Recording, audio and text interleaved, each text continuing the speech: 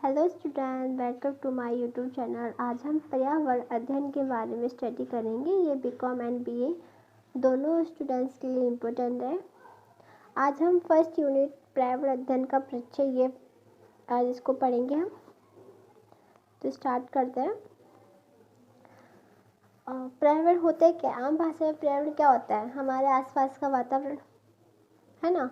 जल, वायु, भूमि, पेड़ पौधे, ये सब क्या है? पर्यावरण। जीव जंतु किस में आते हैं? सब पर्यावरण में सब शामिल है ना। इन्वायरमेंट शब्द फ्रेंच भाषा के इन्वायरमेंट शब्द से बना है। जो इन्वायरमेंट शब्द है वो किससे बना है? इन्वायरनर शब्द से बना है, फ्रेंच भाषा के से, जिसका अर्थ होता है घिरा हुआ या घेरना। हम सब पर्यावरण से घिरे हुए हैं। ओके। पर्यावरण के अध्ययन की बहुशास्त्रीय प्रकृति है। पर्यावरण अध्ययन एक बहुशास्त्रीय प्रकृति मतलब इसमें ये बहुत सारी चीज़ों से मिलके इस पे बहुत सारी चीज़ों का अध्ययन किया जाता है। ये एक ऐसी प्रकृति है, इसमें बहुत सारी चीज़ों का अध्ययन किया जाता है। इसे इसलिए कहते हैं बहुशास्त्रीय प्रकृति का विषय कहते हैं। इसमें हम जल का, वायु और मिट्टी, भूमि, इस सब के बारे में इसमें हम पढ़ते हैं। ठीक है। इसमें हम इसका प्रकार पर्यावरण अध्ययन के अंतर्गत विज्ञान तथा सामाजिक अध्ययन दोनों के विषय में समाहित है। ये हम साइंस के इसमें पढ़ते हैं और सोशल साइंस के में पढ़ते हैं। सोशल साइंस में भी इसके बारे में बताया गया है और साइंस में भी इसके बारे में बताया गया है। इसमें क्या जीव विज्ञान के बारे में बताया गया है, भूमि के बारे में बताया गया है, रसायन शास्त्र के बारे में, केमिकल्स, भौतिक, अभियांत्रिकी, समाज शास्त्र, स्वास्थ्य है, मानव शास्त्र इत्यादि बहुत सारी चीज़ों के बारे में इसमें बताया गया है। ठीक है। पर्यावरण अध्ययन में क्या होता है? जीव विज्ञान, भू विज्ञान, राजनीति विज्ञान, रसायन विज्ञान आदि विषयों का एक अंतर अनुशासनिक सहयोग है जो प्राकृतिक पर मानवीय क्रियाकलापों के प्रभाव का अध्ययन करता है। मतलब मानवों द्वारा किए गए कार्यों का अध्ययन करता है। ठीक है। आपने देखा होगा आजकल पोल्यूशन कितना बढ़ रहा है। आजकल क्या होता है? वनों पेड़ों को काटा जाता है ना।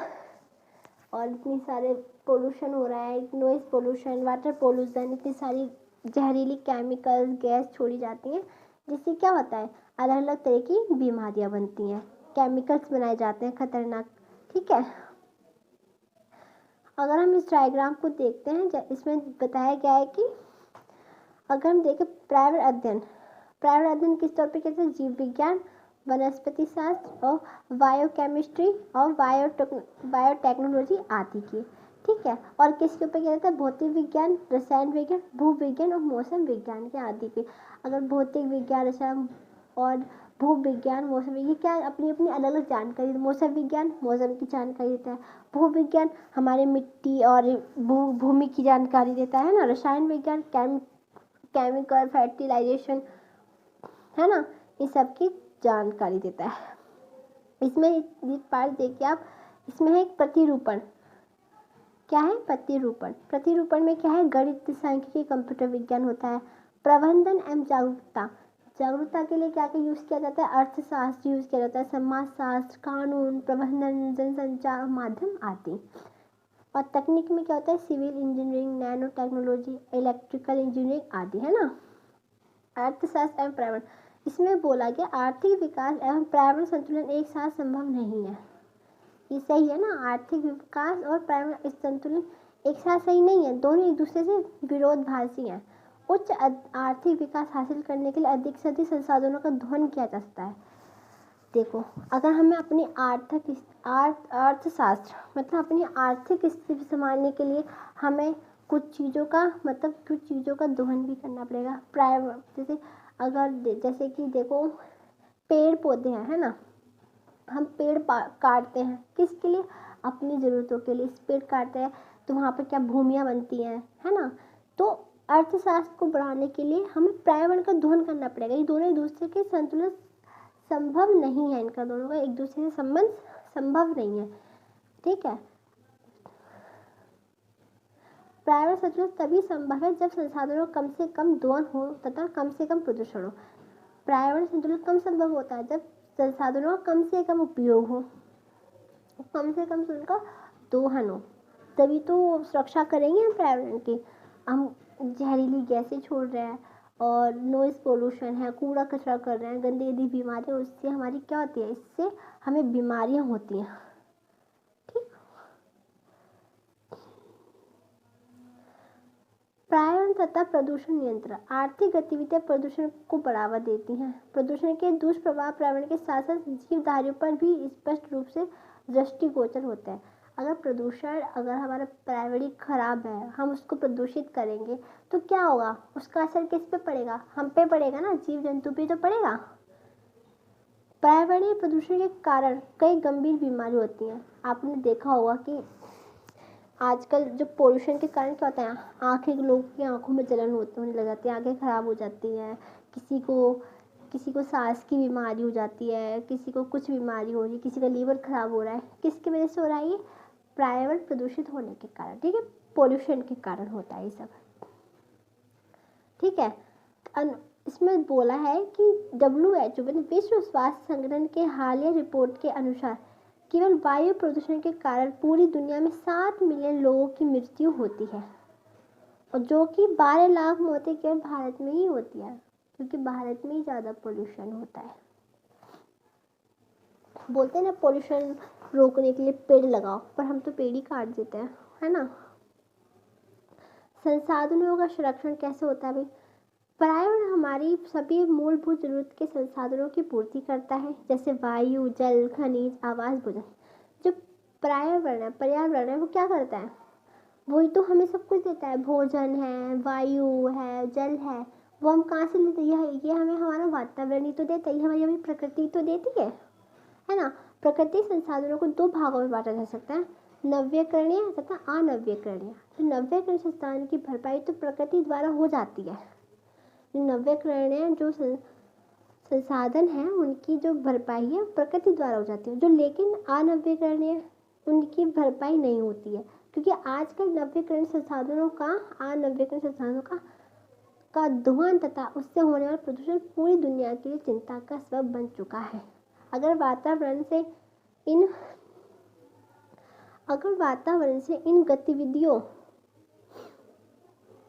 गति से इन अनव्यकरणीय संसाधनों का दोहन जारी रहा तो निकट भविष्य में संसाधन पुनर्समाप्त हो जाएंगे। अतः इनका उपयोग अनिवार्य रूप से सुनिश्चित किया जाना चाहिए। पर्यावरण तथा रसायन विज्ञान। जो पर्यावरण तथा रसायन विज्ञान क्या होता है, पर्यावरण तथा रसायन विज्ञान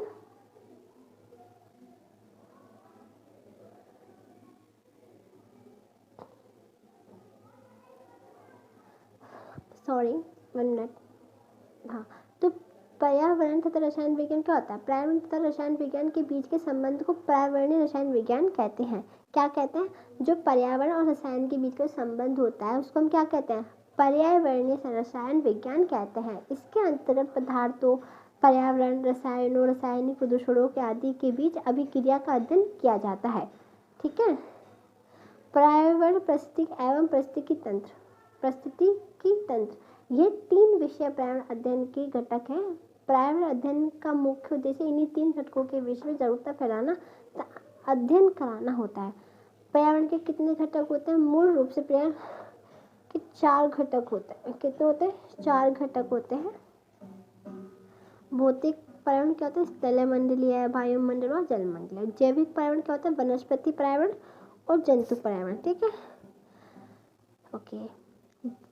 वायुमंडल की संरचना कैसी होती है, पृथ्वी के चारों ओर गैस से आवरण है, मतलब जो हमारी पृथ्वी उसके चारों तरफ गैस है। जो हमारी पृथ्वी वो भी तो गैस से ही बनी हुई है ना, जो पृथ्वी की चारों गैस है उससे हम वायुमंडल कहते हैं।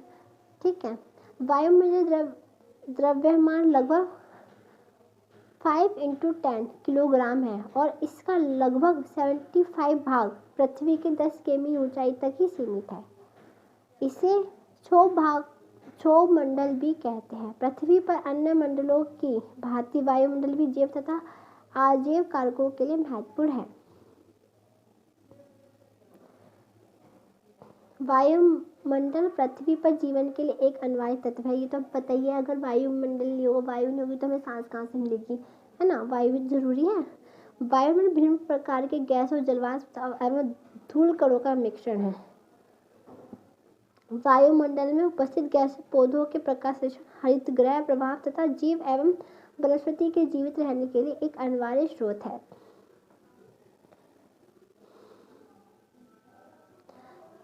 जैसे जैसे जमीन से ऊंचाई जब बढ़ती है ना, उसकी जमीन से ऊंचाई बढ़ने के साथ साथ वायुमंडल की सघनता कम हो जाती है और इससे क्या होता है, इसका तापमान भी घट जाता है। जैसे हम किसी पहाड़ पे चढ़ रहे हैं, और जैसे हम पहाड़ पे चढ़ते जाएंगे तो उसका तापमान उतना गिरता हुआ जाएगा, मतलब ऊपर नीचे जैसे चढ़ रहे थे जब तो गर्म था थोड़ा, जैसे हम ऊंचाई पे पहुंचे तो वो क्या होगा, ठंडा हो गया वहाँ का तापमान, है ना, ये होता है।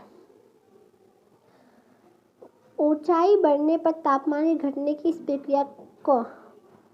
इस प्रक्रिया का पर्यावरणीय ह्रास दर मतलब इन्वायरमेंट लैप्स रेट कहते हैं। क्या कहते हैं इसको, जैसे ऊंचाई बढ़ने से तापमान जब घटने की प्रक्रिया होती है ना, इसको कहते हैं इन्वायरमेंट लैप्स रेट कहते हैं। ध्रुव प्रक्षोभ मंडल का तापमान 55 तक नीचे चला जाता है, ठीक है। जो वायुमंडल की दूसरी परत को क्या कहता है, समताप मंडल। इस जो सप्ताह मंडल होता है ये ओजोन परत से थोड़ा ही नीचे होता है। यहाँ पर हमारे क्या होता है, यहाँ पर हमारे जो एरोप्लेन रॉकेट जो होते हैं वो यहीं उड़ते हैं, वो पूरा ऊपर बादल में जाके नहीं उड़ते, ये इसी एरिया में उड़ते हैं, ठीक है। जैसे कि यहाँ ये एक डायग्राम दे रखा है, आप इसको देख लेना एक बार, ठीक है। और जलमंडल क्या होता है, स्थल मंडल, जलमंडल तथा वायुमंडल सभी जगह जल पाया जाता है। जल तो हर जगह पाया जाता है ना, स्थल मंडल में है, जल मंडल में है तथा वायुमंडल में। वायुमंडल में कैसे पाया जाता है जल, जैसे कि अब कोई गैस, जैसे हमने साइंस में पढ़ा है छोटी क्लास में, 10th में और 9th में पढ़ के आए हैं हम, जो गैसेस होती है मतलब जो वाष्प, जो पानी होता है समुद्र का या कहीं का भी, वो क्या होता है, वाष्प बन के बादलों में जाता है ना, वायुमंडल तो है बादलों में, वहाँ जाता है, ठीक है। वहाँ से क्या होता है, वहाँ से जाता है तो वहाँ से बारिश बन के आ जाता है, बादल में पानी हो जाता है, तो क्या होता है, वो बारिश बन के नीचे गिरता है, ऐसे ही तो होता है। यहाँ तक कि हमारे शरीर की संरचना में भी 70% से अधिक जल ही पाया गया है। ये हाइड्रोजन का ऑक्साइड है, ये सब जानते हैं कि शरीर के लिए पानी बहुत ज़रूरी होता है ना, ऐसा बोलते हैं ना कि पानी ज़्यादा पीना चाहिए शरीर के लिए, इससे हमारा शरीर सही रहता है और चेहरे पे ग्लो आता है ना, हाइड्रेशन रहती है बॉडी में, ठीक है। और उपायी क्रियाओं में हाइड्रोजन तथा ऑक्सीजन के स्रोत के रूप में कार्य करता है। इसका भौतिक तथा रासायनिक गुण इसे विशिष्ट बनाता है। वायुमंडल में ये जलवाष्प के रूप में मौजूद रहता है, जैसे कि मैंने पहले बताया था, किसके जलवाष्प मतलब जो भाप बन के ऊपर जाता है पानी, है ना, तो बादल निर्माण के आधार के रूप में कार्य करता है। ये पानी ऊपर जाएगा, फिर बादल बनाएगा, फिर क्या बरसेगा, जिससे पृथ्वी पर वर्षा होती है। ये बता रखा मैंने अभी आपको बताया था। जमीन में मौजूद पानी पृथ्वी पर जन जीवन को आसान बनाता है तथा फसलों पेड़ पौधों के लिए ज़रूरी होता है। ये सब बेसिक है, ये तो हम सब जानते हैं, पानी हमारे लिए कितना ज़रूरी है और हर चीज़ के लिए पानी बहुत ही इम्पोर्टेंट है ना। पृथ्वी पर पाए जाने वाले समस्त जल में लगभग 97% भाग समुद्री जल है। ये तो पढ़ा ही है हमने कि जो एक सर्कल टाइप अर्थ बना देते हैं उस पर बताते हैं कितना पानी है ना, 97% भाग समुद्री जल है।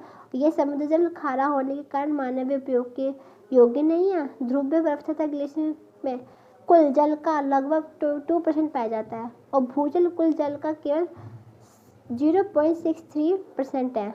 वायुमंडल में उपस्थित जल पृथ्वी पर उपस्थित कुल जल का 0.001% है। पृथ्वी के 71% क्षेत्रफल पर जल है। पृथ्वी पर जल की प्रचुरता के कारण ही पृथ्वी को नीला ग्रह कहा गया है, ठीक है। जैसे कि डायग्राम दे रखा है, यहाँ से पहले उसने बारिश हुई, समुद्र में पानी भर गया और वापसी करके चला गया संघन होने और फिर से बारिश हो गई, ठीक है। इसका ये पढ़ाई हुआ है, जल चक्र बोलते हैं इसको।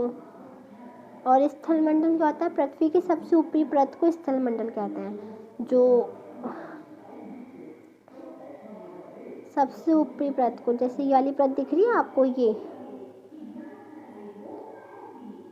इसको हम कहते हैं स्थल मंडल। जो ये वाली परत है इसको कहते हैं स्थल मंडल। ठीक है, इसको स्थल मंडल बोलते हैं इस वाली परत को, जिस पर हम रहते हैं उसको स्थल मंडल बोलते हैं। इसको हम इंग्लिश में कहते हैं लिथोस्फीयर। इस परत की मोटाई 30 से 40 किमी है। पृथ्वी की इस परत पर महाद्वीप तथा महासागर स्थित है। पृथ्वी का व्यास 12,700 किमी है। हम जैसे जैसे पृथ्वी की गहराई में उतरते हैं तापमान तथा दबाव बढ़ता जाता है। पृथ्वी के सबसे भीतरी परत कोण का तापमान 5,000 से 6,000 केल्विन तक होता है। पृथ्वी के अंतरिक्ष संरचना को निम्न चित्र के माध्यम से समझ सकते हैं।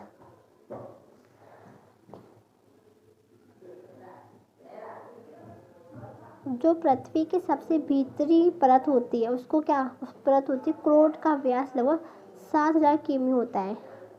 जो सबसे भीतरी परत होती है उसका जो वो होता है व्यास, वो होता है 7,000। जो वाली परत है,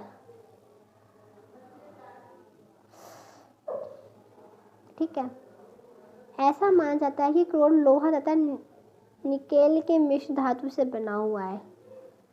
नीचे की सबसे नीचे की परत होती है पत्थर में, तो वो किससे, लोहा और केल के मिक्सचर से बना होता है ये। और जो पृथ्वी के मध्य मतलब जो बीच का भाग होता है ना उसको क्या कहते हैं, मेंटल कहा जाता है, इसे मेटल कहा जाता है। यह लगभग 2900 किमी मोटा है। मेटल की निचली परत लगभग 660 से 670 किमी मोटा होता है।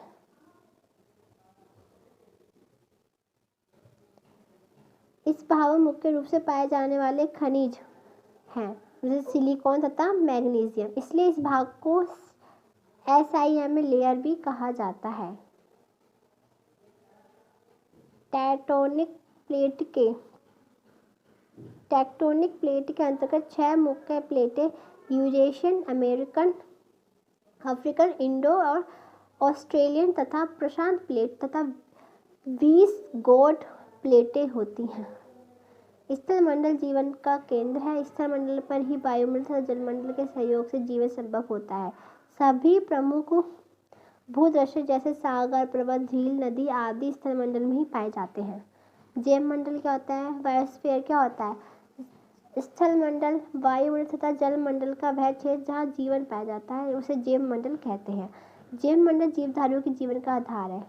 जैवमंडल क्या है, जीव मतलब जहाँ पर मनुष्य रहते हैं, जीव जंतु रहते हैं, पेड़ पौधे, ये सब। पृथ्वी पर जीवन इन तीनों मंडलों के भाग के सहयोग से ही संभव होता है। हमें मतलब जीवन के लिए पृथ्वी जो जीवन है जो सबसे ज़्यादा योगदान है इन तीनों का ही होता है, स्थलमंडल, वायुमंडल तथा जीवमंडल और जलमंडल, है ना। अधिकांश जीवन जमीन पर, जमीन से कुछ किमी ऊपर तथा जमीन से कुछ मीटर नीचे पाए जाते हैं। जैसे देखा ना, जीव जंतु कुछ कीड़े जो होते हैं जमीन के अंदर भी होंगे, मिट्टी के अंदर, उससे ऊपर भी होते हैं, उससे बहुत नीचे भी होते हैं, है ना। पृथ्वी का वह भाग जो जीवित प्राणियों एवं पेड़ पौधों के रहने योग्य होता है उसे क्या कहते हैं, उसको क्या कहते हैं, इकोस्फीयर कहा जाता है। जो भाग प्राणियों के जीवित और पेड़ पौधे रहने का होता है, योग्य होता है, उसको कहते हैं इकोस्फीयर।